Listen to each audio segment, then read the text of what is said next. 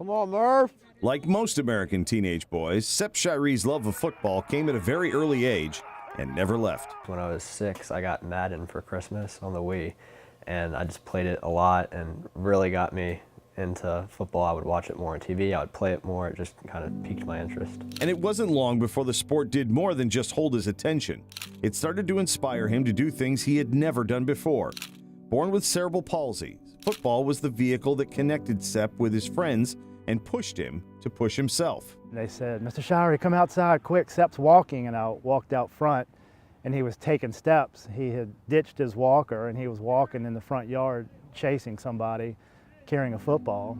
Football also helped Sepp meet one of his childhood idols. Tim Tebow came to a football camp at William and Mary that Sepp attended, and the two have remained in contact through Tebow's Wish 15 Foundation. That's part of the reason Sepp wears that number today. A guy that, even his achievements aside, just I admired for the way that he does things. You know, his spirit, his effort, you know, how much he cares about the game.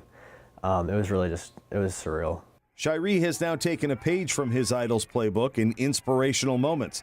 As the minutes wound down during Atlee's senior night and with the game no longer in doubt, head coach Matt Gray decided that Sepp, who has appeared in games before, should also have one last moment on his home field, but he got very little notice. Not until about 30 seconds before I went out there. As much as I'd like to tell you it was like this preconceived idea and, you know, we had this huge elaborate plan, it was really one of those things that, you know, right now is probably the right time. Let's go, let's do it. The original plan was for Sepp to carry the ball against Verina for only a few yards before being tackled by two-hand touch.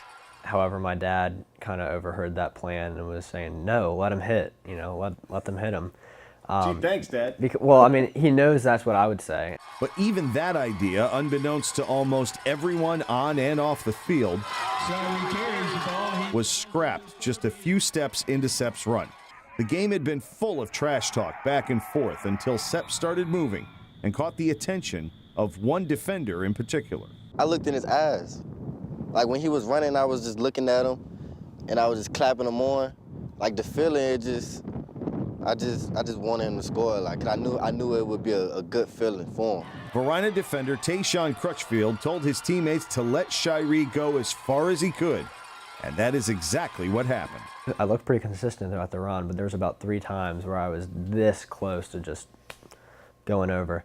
But yeah, and once I got to about the 20, I just had no energy left really in my legs. 80 yards, furthest you've ever run in your life? Absolutely. I mean, for a run, yes. I've maybe walked farther distances, but definitely not at that speed.